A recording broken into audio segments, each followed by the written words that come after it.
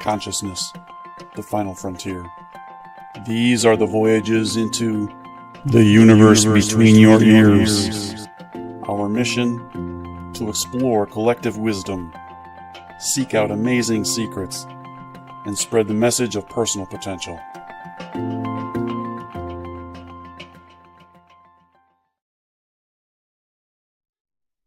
All right, hello everybody. I'm Tim Starr. You are listening to The Universe Between Your Ears, or watching The Universe Between Your Ears.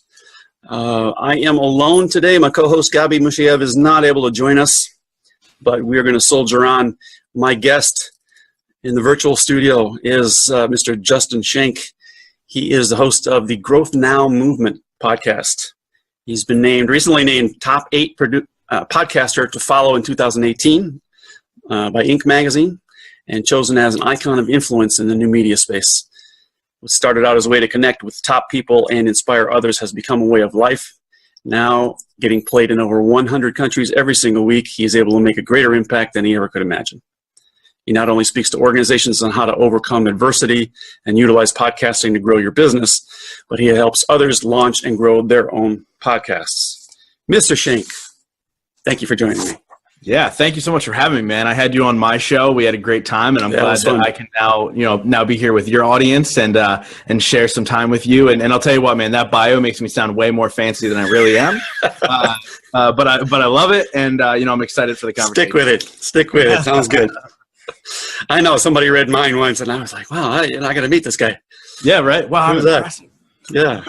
So, I had a great time on your show, and that time went by really, really fast, and I'm expecting that this will probably be the same because we got into some good stuff. I'm going to take off my eyes here. I'm not even sure where we start with this. Tell people, after we just got done pre-show, say it was not going to be a typical, tell us about your book thing, but tell us about your book. Tell people about the Growth Now movement, because I think that's interesting. Man. Yeah, it's funny. I mean, the bio that you just read, it's really, the outcome of, a lot of hard work, a lot of failure, a lot of overcoming adversity, and just overcoming the obstacles that were kind of thrown at me in my life, right? And so it started when I was about 12 years old. My parents did well in life. We lived in about a $500,000 home. And overnight, my mom got fired from her job because she had an opioid addiction. My dad's business was kind of going under a little bit. It was in a rough patch. And so they got a divorce, moved out of that house. My mom moved into a 2-bedroom apartment. My dad moved into a trailer literally overnight. And so began my life of, I don't want that for myself. And trying to learn from other people's mistakes and so on and so forth, right? And so when I was 15, my dad ended up getting arrested, and I had to change high schools after my sophomore year of high school, and my junior year of high school had a 1.7 GPA. Needless to say, I would not be voted most likely to succeed or most likely to podcast that people all over the world want to listen to. Yeah.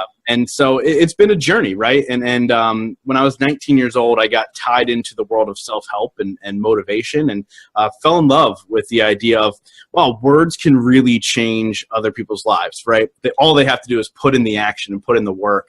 Around 25 years old, I launched my first company where we put together seminars and expos that focused on personal and professional growth. Was doing really, really well. I had a business partner at the time. It was doing really well, and we decided to take every dime that we made the first 2 years or so and put it into a big expo that we're going to put together. We paid a speaker a ton of money. We spent a lot of money on advertising, and we ended up selling 3 tickets to the event. And so that closed the doors because we lost every dime that we made in 2 years. And then many years later, launched the Growth Now Movement podcast, and that's really an extension of that business that had failed. And it was kind of weird, for years people would ask, what are you doing now? You guys still doing that thing? You still doing that thing? Yeah. And we're like, no, we're not. No, we're not. But we had a desire to help people and to motivate people and really kind of impact them in some way, shape, or form. And podcasting was a thing that, 2 years ago was starting to really kind of make an impact in people's lives. And so we hopped on board and we threw our hat in the ring. And for the longest time, man, it did not do well. we launched the wrong way. Our audience wasn't growing. And then I actually asked my co-host to take a step back, and I kind of took the reins myself. And since then, it's really kind of blown up and become, what the bio reads. And so, my life has definitely been a journey, and I'm sure we'll go back to a lot of the things that we just talked about. But it's been a constant focus on growth and constant focus on just getting better every single day. And so my obsession with the word growth is because I realized when I focused on constant growth every single day, even if it's 1% in one part of my life and something, I was happy. Right. As long as I was winning little wins and celebrating those little wins, I was happy. And so I found happiness in growth, and that's why I wear the word growth on my wrist, and that and that's why I carry that word with me wherever I go. And so it's been a journey that I'm glad now that I'm sharing it with the world, and people from Japan reach out and say thank you for the message, which is crazy. Cool. But it's been a lot of fun, and I'm happy, and I think that's really what everybody's striving for today. Yeah. So I really identify with a lot of what you just said. The foundation of what I try to bring out to people is that really is our only real goal. Right? We just want to be happier today, a little bit than we were yesterday, and a little happier tomorrow than we are today, and we just want to keep building that. And that's the whole reason we go out and we accumulate stuff and all of that. It's just in an effort to try to be happier. Yeah. And so I really identify with that. And I have that, I just had this conversation, I think it was in the last person we interviewed, we were talking about, at least I was talking about this idea that I don't really so much care about how far down the path I get. It's if I see progress regularly, then I'm okay in the moment. I'm not freaking out because I'm not farther along than I am, Right. And I think that's one of the keys to being happy, right? Is that you're able to take stock and recognize that you're making progress. Yeah, totally. I mean, there's a saying that I live by, and it's always be happy but never satisfied, right? And I don't compare myself to other people. I don't go, wow, that podcast has way more downloads than I do or better ratings. And I don't say, hey, that guy drives a nicer car. I just worry about myself. And I think so often the people that are so worried about the things that are happening around them, they're holding themselves back. They're miserable. They're always striving for something that's not them, that's not authentically them. And it took me a while to get to that point. Like, I think, I used to be the guy who was like, damn, I want that guy's hair. I want that guy. Yeah. By the way, I have a head of hair if you're not watching, but it's just not the greatest head of hair. But I want that guy's hair. I want that guy's abs. I want that guy's car. And I realized that, like, I was trying to be somebody that I wasn't. And when I really, truly focused on myself and how to improve myself and become a better Justin, that's when I found that happiness, right? And, there's a saying that says, if it's not growing, it's dead. Mm-hmm. And so I really believe in that. I think complacency is a killer. Just being okay with the basics of what life has to offer. There's a lot of amazing things out there, right? And what I've realized through the 80 plus interviews that I've done for my podcast, including you and I talked about this actually, there's all these people that are striving for money and striving for success in their business and striving for a better relationship, a better looking husband or wife, better kids, whatever. They're striving for something better, all these things around them, because they think that's what's going to make them happy. Yeah. But you need to make yourself happy. These other things aren't going to do it. Now, is it cool to have those other things? Sure. Absolutely. But it should be a celebration. It shouldn't be a goal, if that makes sense. The irony is that striving is where you get the opportunity to be happy. Is where you get the opportunity to appreciate. Because that's the journey, right? And there's all these little journeys within our bigger journey, and that's your opportunity. And yeah, I agree. They're missing that because they'll strive and then finally get what they want, and those better kids aren't. That's not making them happy either. Yeah. I mean, you have to have a vision for what you want for yourself. Like, yes, goal setting is a real thing. Goal setting is something that you need to have in your life. But you have to focus on right now because that's all that we have. You could be gone tomorrow, literally. Yep. Like you could be gone tomorrow. You have no idea. My mom woke up a little over 2 years ago not knowing she was going to die that day. Nobody knew she was going to die that day, but she did, right? But she was so worried about trying to strive for happiness. I think that's why I talk about happiness a lot, is because she never found it. She was so worried, the rat race of what other people are thinking and what else, people are judging me, people are doing this, people are doing that. But like, all we have is right now. And the only choice that we can make is to make the right next step towards whatever the vision is.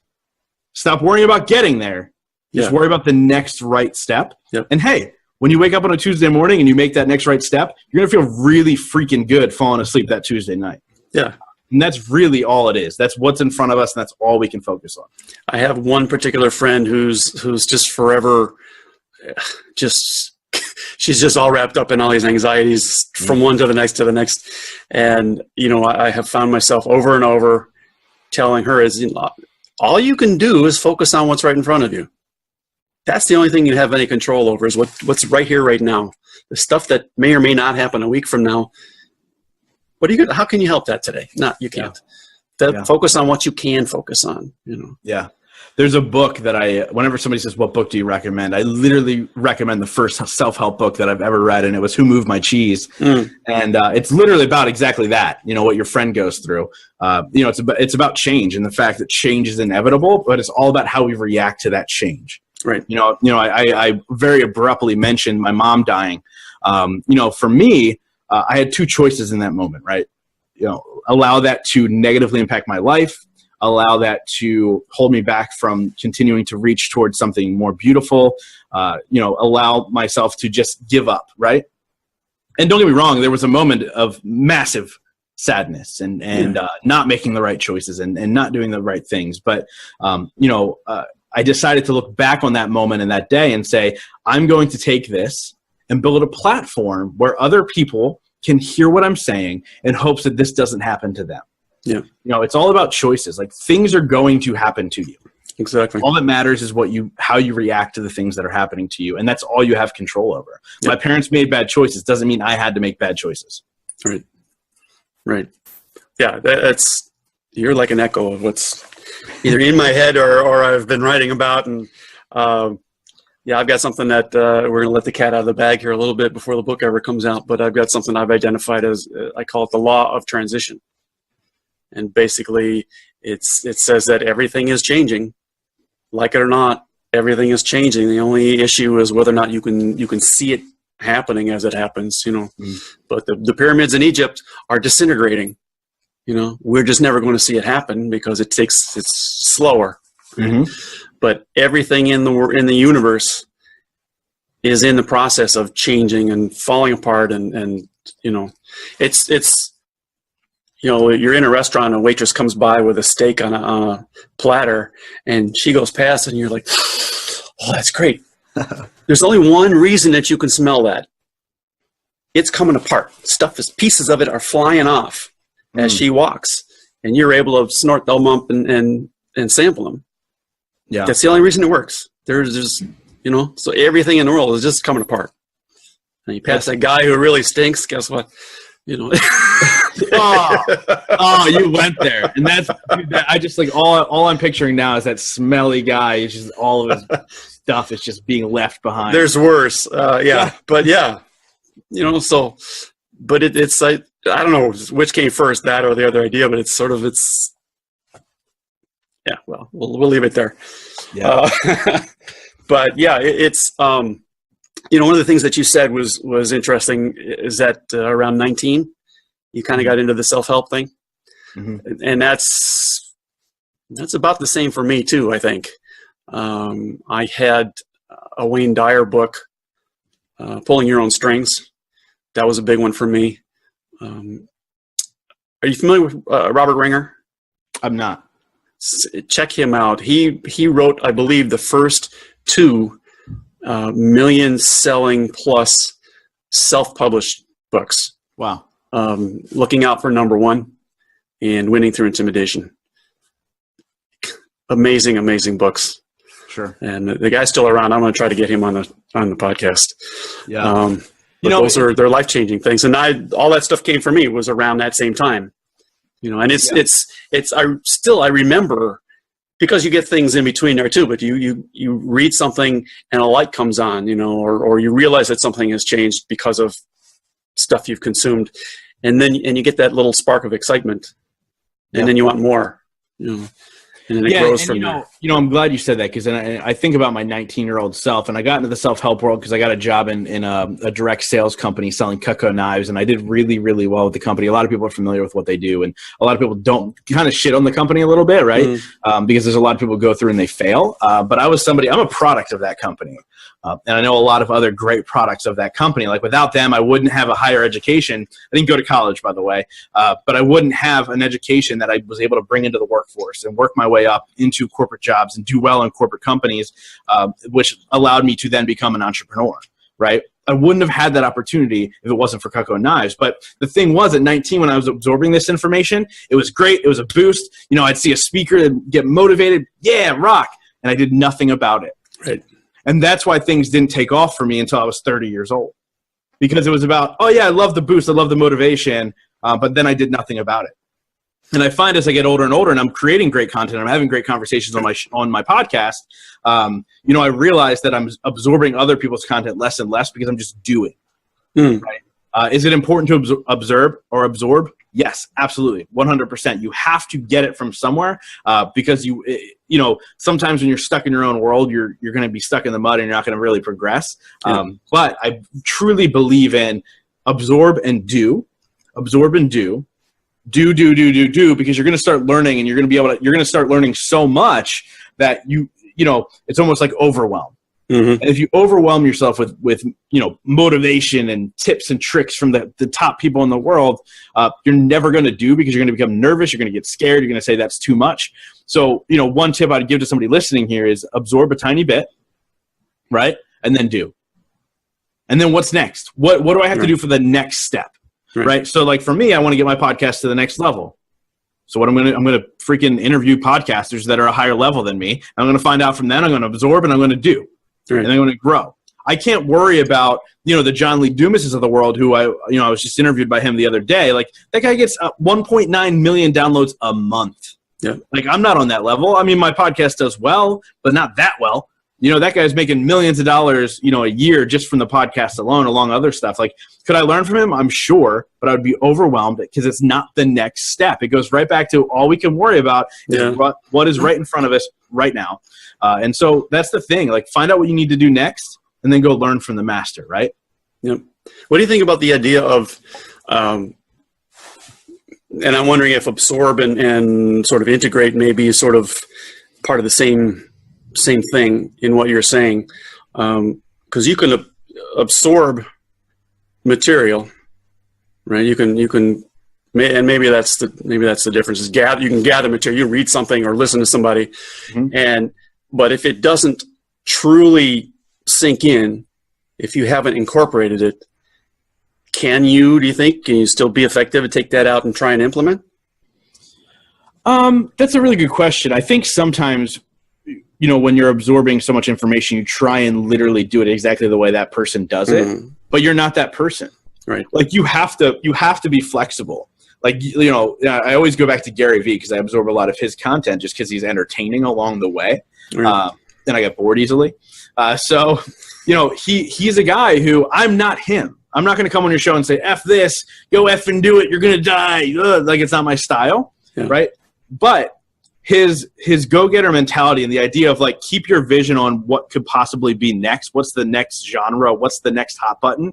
That's what I'm absorbing from him. I'm just going to do it a different way.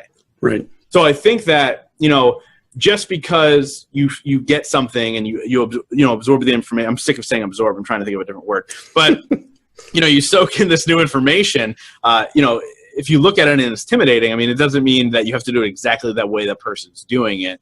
You have to do it in your own way. And I think sometimes if you break it down or reverse engineer what this person's doing, you'll see how you're able to kind of do it uniquely and do it yourself. Let's talk to that idea of personal style, because what you just said is right on. A lot of people are going to look at somebody, and that's also something that stops people too, I think. It's like somebody talks about how they made their first million, and then you look at them and that, okay, great, but you came out of this environment and you've got all of these contacts that you were able to tap on the shoulder, and you've got these kinds of, I don't have that. I can't do that. And so then you go, well, all right, that's not going to work. What else do I look at? The reality is pretty much anything that anybody else has done, we can all do in some format. Yeah. Right.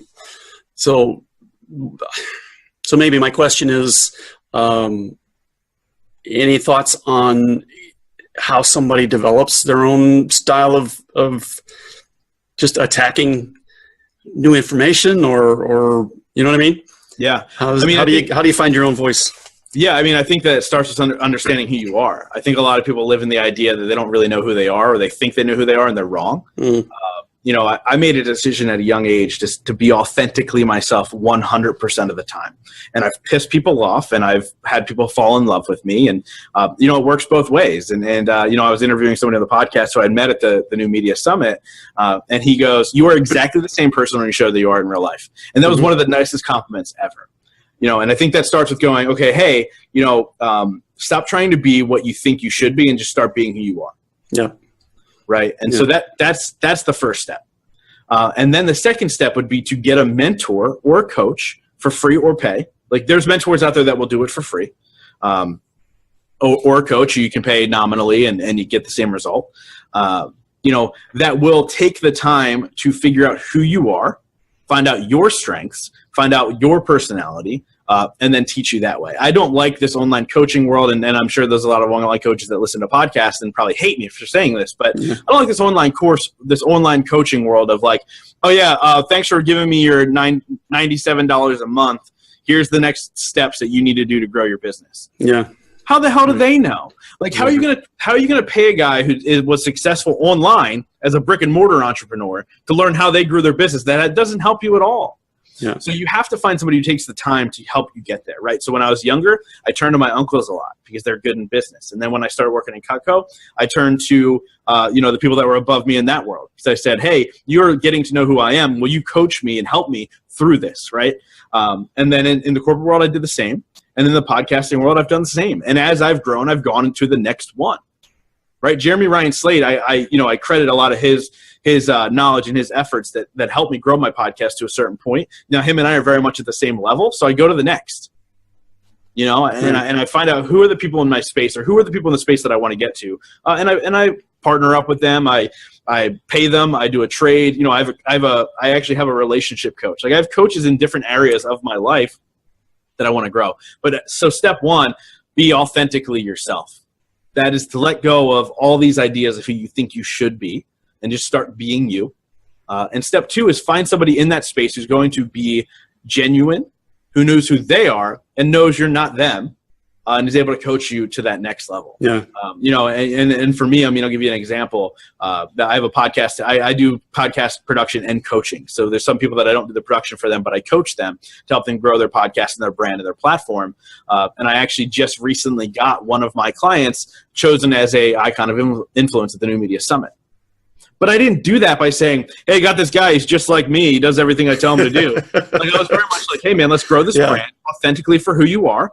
And that went from everything from rebranding his podcast to everything, right? Started to grow his audience. And then I pitched him to, the New Media Summit people saying, hey, look, I got this guy. He's a freaking rock star because of this, this, and this.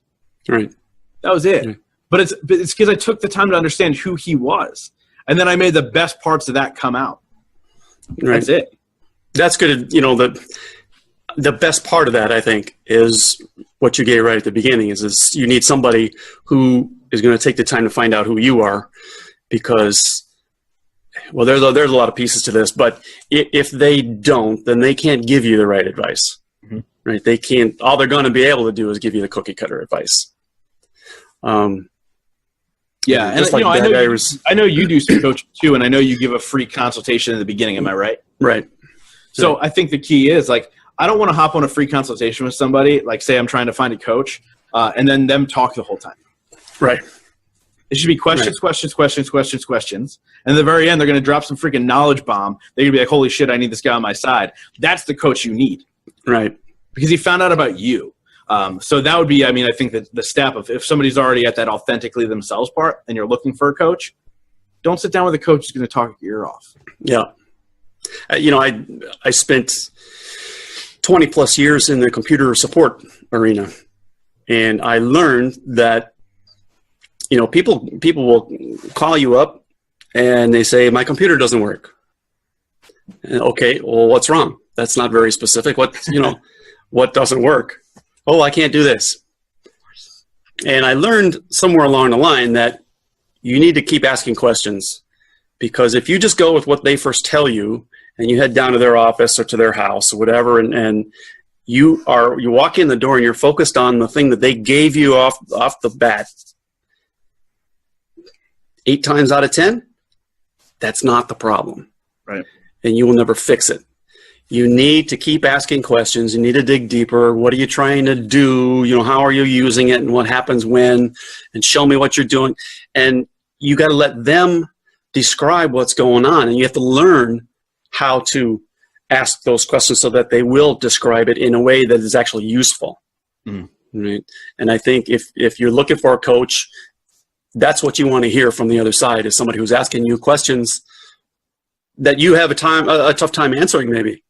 Right? Stuff that's going to make you dig a little bit, because if they're just asking you, what's the latest book you read or some, who knows, that doesn't help. Right. But just what you said, if all they're doing is talking, like I'm doing right now, if all they're doing is talking, they're not helping you. And how do you find out if you're a connection with them unless you have a conversation? Yeah, and you're absolutely right. And a lot of times, I tend to be a talker, and I'm a coach, so it's actually an internal battle for me. That battle between my ears as we're talking on this podcast, because I want to just very much want to show up and be like, I do this, you got to try this, do this. That doesn't work. Yeah, I have to slow myself down. But this is anything in life. I want to make this a point too, right? So it's just like going to a therapist. They're there to help you figure it out on your own. I know that sounds really weird, but if you don't figure it out on your own by the person asking the right questions or slowly guiding or turning you in the right direction, then it doesn't matter. If you look at somebody with an addiction problem and I force them to go into rehab, they will relapse. But if they make the decision themselves to go into rehab because they've noticed themselves they have the problem, they'll fix it.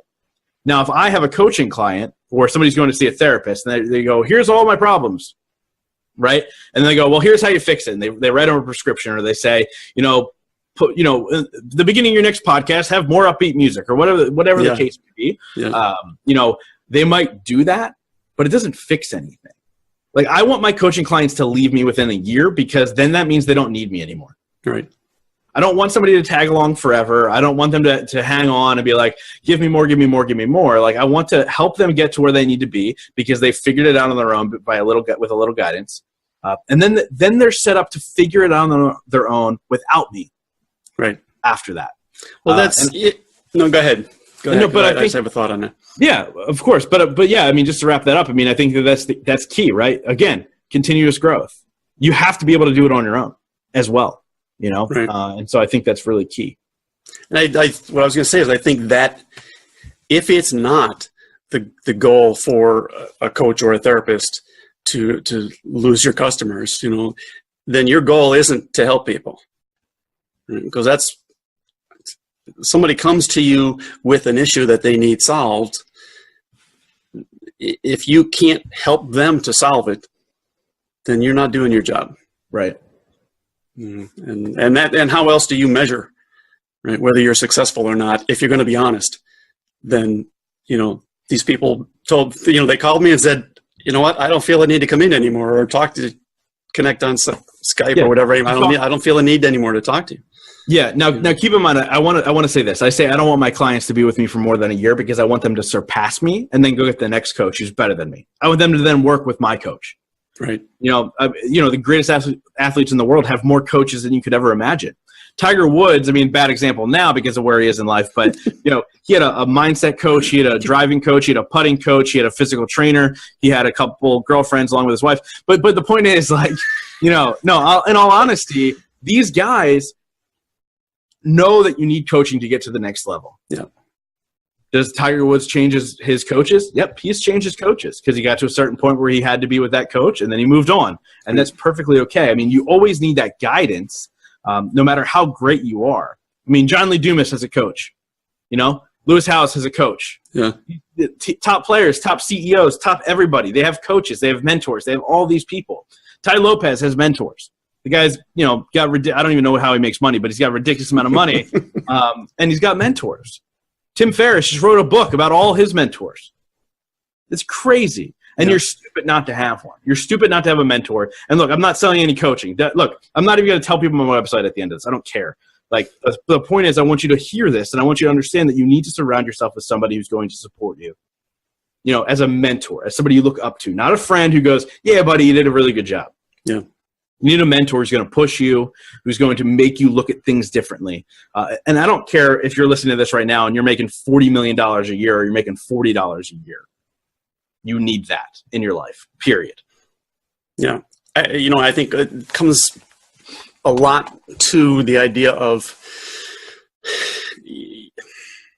there's the biggest piece of all of this is personal responsibility, I think, and accepting that whoever we are, whatever the issue, the area is that we have struggles with, we have those struggles. We're in that position because of the choices that we made that determined the actions that we took and put us where we are.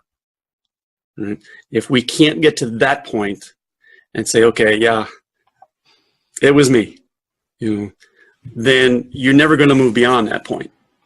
And you can go look for coaches or look for mentors, look for therapists, whatever, and you'll hop from one to the next until you find somebody who's going to reinforce your state of victimhood or however it is you feel like, what's responsible for putting you where you are. Mm-hmm. Until you start going, yeah, it's me that needs some adjusting. I don't even want to use the word fix. There's nothing wrong with any of us, but it's me that needs it. We just need a perspective change, right? We need new information to come in so that we find another way of looking at life. Then you open that door a little bit so that you can just take a different path. Yeah. Right. Yeah. I mean, self-awareness, right? So like one of the most eye-opening things that I've ever heard in my life was you are exactly where you're supposed to be and you are exactly where you chose to be based off the decisions you made yesterday. And you are going exactly where you want to go and where you're choosing to go based off of the ideas and the decisions you're making today. Yep. Go to bed, rest your head on the pillow. And if you're losing sleep, that's your fault. Yeah. If you say, man, I really screwed up today, that's your fault. I don't look, I'm the ultimate example of somebody who can make excuses in life, period. I can say, oh, because my dad went to jail, I got a 1.7 GPA my junior year of high school. No, that's my freaking fault. Yeah. I made the decision not to engage in class because I was bitter, right? So I have nobody else to blame. But I am the perfect example of, mom had an opioid addiction that took her life. Dad went to jail. My parents never, supported me financially. I couldn't go to college because the finances weren't there. Never my fault, never my fault, never my fault. But you have to be aware that everything is your fault. Everything. Yeah. The good, the bad, and the ugly, because it's how you reacted to what happened to you. But let's talk from there, because the piece that comes along with that, and this is part of what I'm writing, this is in my next book, is responsibility as a baggage word, right? And the partner that comes along, the two partners are guilt and blame and punishment.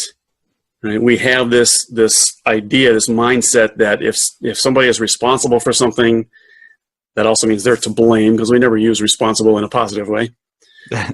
And if you're to blame for something, you got to be punished. Right? But the reality is, if you're at a point where if somebody's listening to this or watching this and they're engaged with us in this conversation, they've already been punished for whatever it is that they're trying to get past. Mm-hmm. Right? They've been doing time for a week, a month, 10 years. Right? They've been suffering up to this point, and they're just at a place now where they're looking for a different avenue to go down. Kind of long way around to my saying that in terms of personal growth, holding on to, or not even holding on to, but just pointing fingers, right, and trying to blame doesn't help you. So you don't need to hold on to feeling bad about what you've done, right? If you committed a crime, you should expect to get caught, go to jail, and pay that punishment. Yeah. But that doesn't have to affect how you are going forward. if you hang on to that and go, oh, I'm guilty, I'm a bad person, you're never going to move forward. You have to release it. 100%. Yeah. 100%. You know, mic drop. Yeah.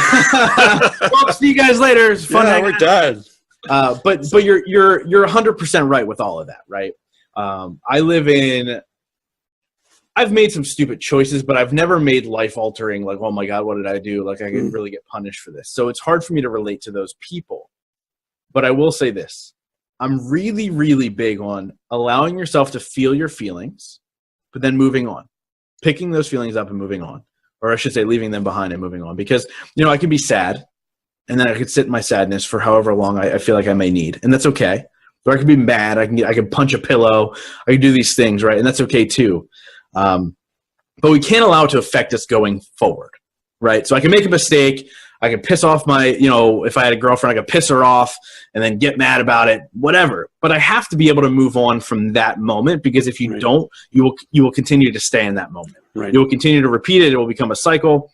And if you want to talk about people who committed a crime, right? They have to remove themselves from that situation. If they go to jail and they come out of jail and they continue to carry the guilt and I suck, I'm the worst person, beat myself up, they're going to fall right back into the same damn routine that got them there in the first place. Right. You know, you have to be able to feel it, accept it, apologize to whoever you need to apologize for genuinely, and then move forward and take that next step of growth in whatever realm that you need to grow in. Yeah. And again, I mean, it's so easy to go back to the word growth, because I mean, you know, it's the world that I live in at this point, because if I'm not growing, I'm a liar, right? The Growth Now Movement podcast is a sham. Don't listen to it, so on and so forth. But I really do think that's key. And I mean, you were on my podcast. We talked about the day you got fired from your job, right? You sat in that feeling for a little bit. Shit, what am I going to do? And then you made a decision to grow forward. You know, make the next right step. Yeah. You could have been like, oh man, I suck, beat myself up, stood on unemployment for years on end, and then went back to the miserable 9 to 5. Yeah, could have. Well, there's a great analogy, and this is in my come up. I'm giving away my whole next book. But when I was a kid, there was a movie that was a big hit. It was called "It's a Mad, Mad, Mad, Mad World," and unless I'm confusing it with another movie, the idea of this is a big, I think it was like an around the world race or something.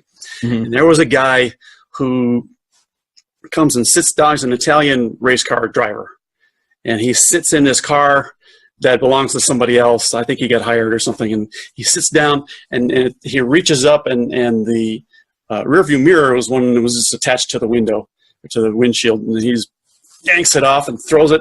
He said, "First rule of Italian motor racing: what is behind does not matter." Mm. And it's a great analogy, because what's behind you can't change what's behind you. Right. If you want to win that race, right, you have to focus on what's ahead of you. Where do you want to go? Because how you got here in terms of improvement doesn't matter. It just doesn't matter. Yeah. You can't be bitter. You can't beat yourself up. You literally just have to focus, like you said, on what's ahead of you.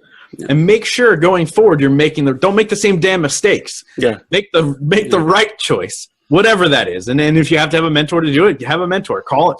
Every time I feel like I'm messing something up, I'll call a coach. Every single time.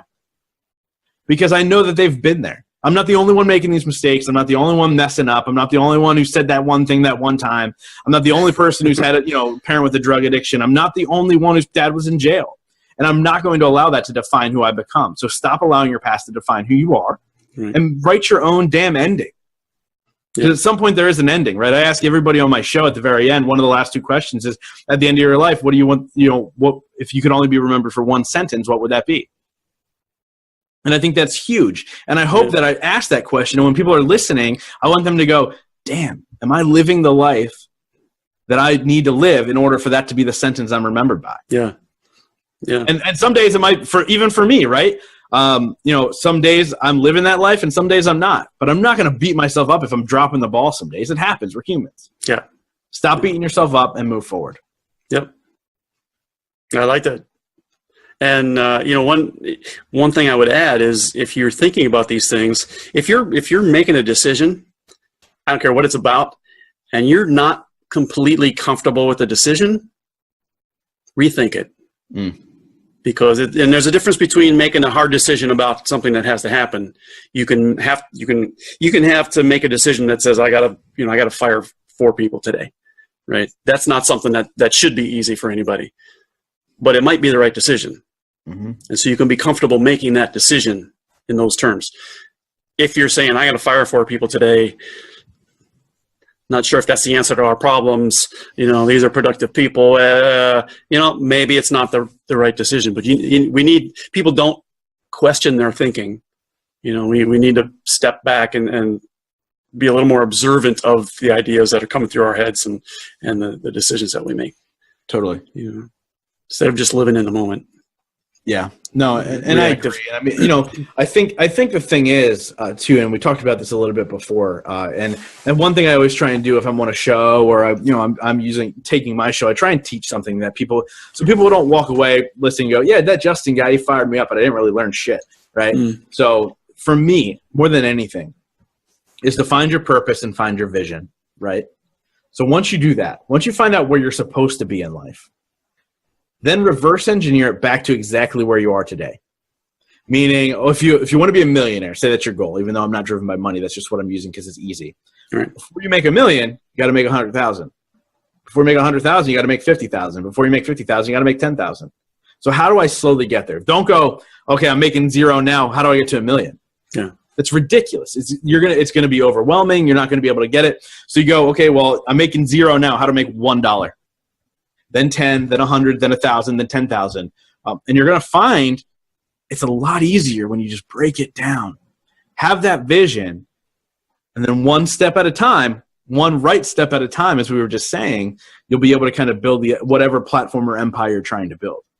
Mine, I'm not financially driven, but hell, like if I had 1 million people reach out, I'd rather have 1 million people reach out to me and say, hey, because of you, my life is so much better because of you. I've reached my goals than to be handed $1 million. Screw that. What the hell's $1 million going to do for me? Now, do I want $1 million? Yeah, sure. Then that's the path that I'm on right now, getting closer and closer every single day. But the only reason is the more money I have, the more lives I'm going to impact. Right. I was just about to say it because, I hear people preaching do certain things, and then I look at their history or their background, and I see, well, here's a guy who's had it all and gave it up, and now is telling us to give it up. And I'm looking at him, but you've got enough, you've got contacts and money enough to make this documentary.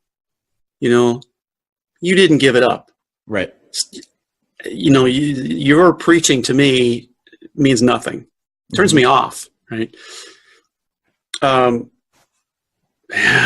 was going somewhere with this, Justin, I promise. And there's something that you just said. Well, I wrapped up. You'll have to come back to me. I'd rather have, if I had the more money I have, the more lives I'm impacting.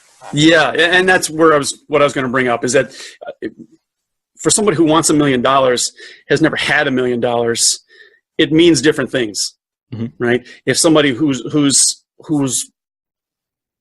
got their mind wrapped around, the focus is more about the journey and changing and that stuff, then the $1 million means just what you just said. How many people I can help? It's how can I make a change? Yep. For somebody who's not in that mindset, not in that space, then $1 million that's freedom for me, and that's a more difficult thing to if you haven't been there, you haven't been in that position, then that's a much more difficult thing to realize and feel. Totally.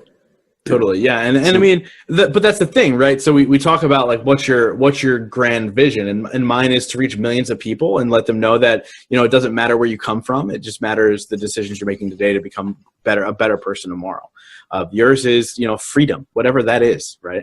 It could be something as simple as that. Like, it doesn't need to be, my vision is to be sitting on my leather sofa in my home theater, and like, you don't have, I don't buy into the fact that you have to be super, super specific, because honestly, I'm not chasing material things. Mm-hmm. So it's a little difficult for me to completely paint that picture, because I think that in my journey, me being more open to being pulled in this direction or having it sent in this direction was key.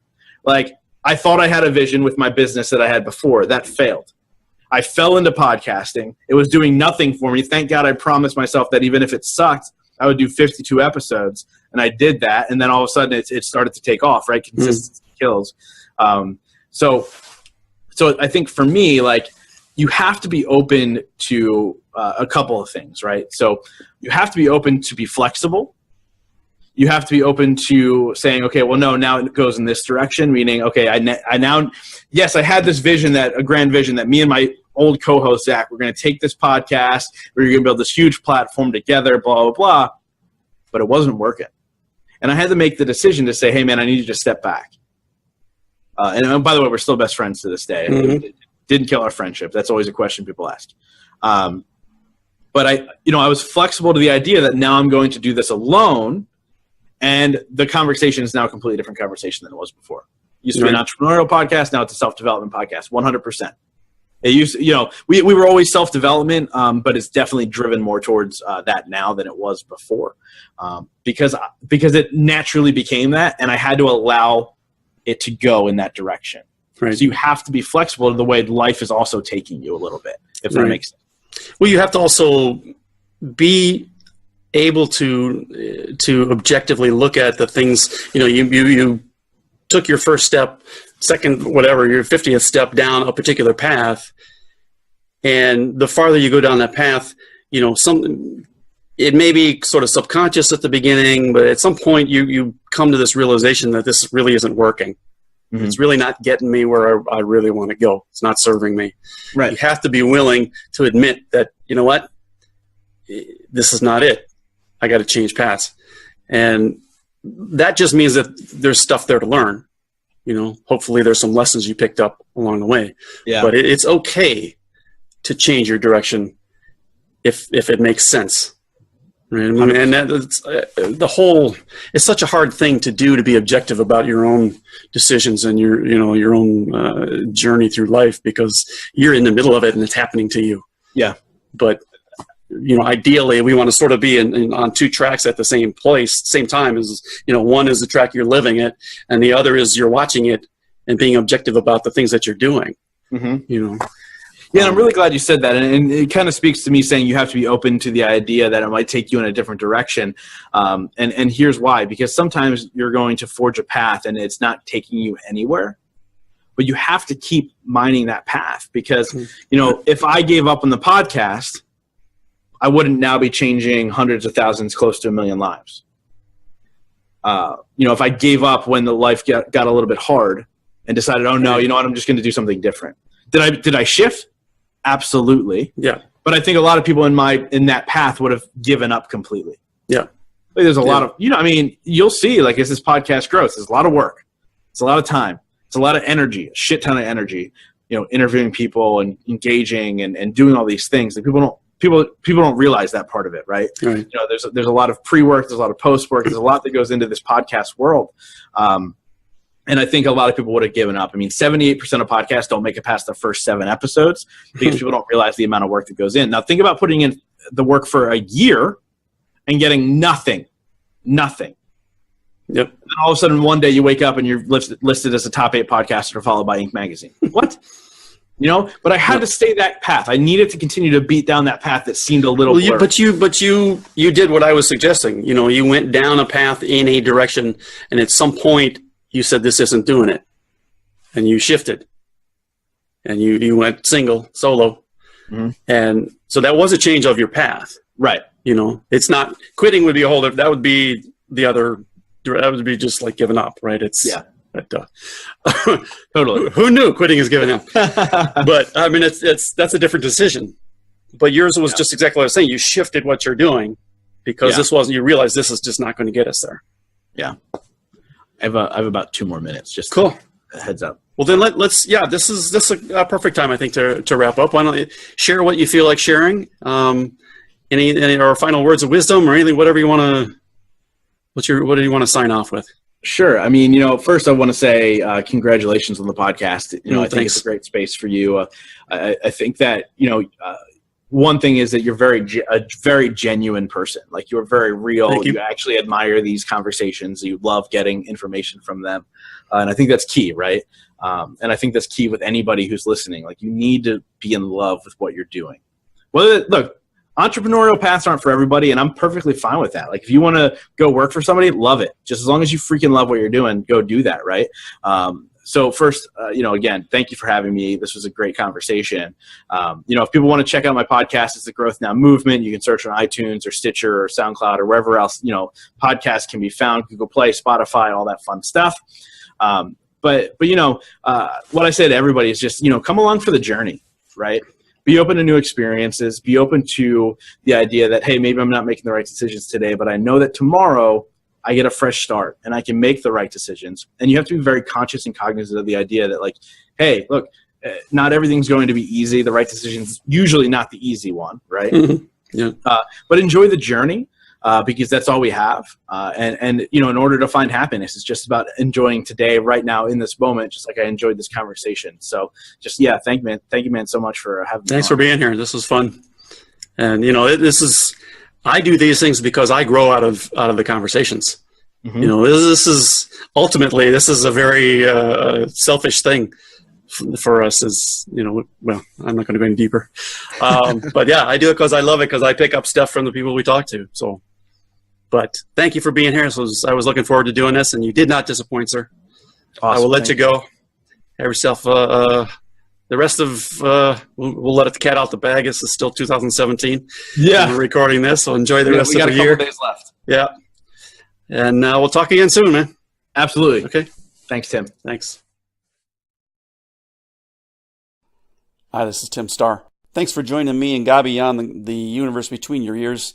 We really appreciate you taking the time to hang out with us for a little while. And we'd like to see you again. So be sure to subscribe wherever it is you're consuming the podcast from, whether it's YouTube or Stitcher or iTunes or whatever the hell else is out there. We want to see you again. We also want to hear from you. So let us know what you think of each episode. Let us know if you've got an idea for a future episode that you think would be just killer. Absolutely, let us know. All right? Thanks again, and we will see you next time around. Bye-bye.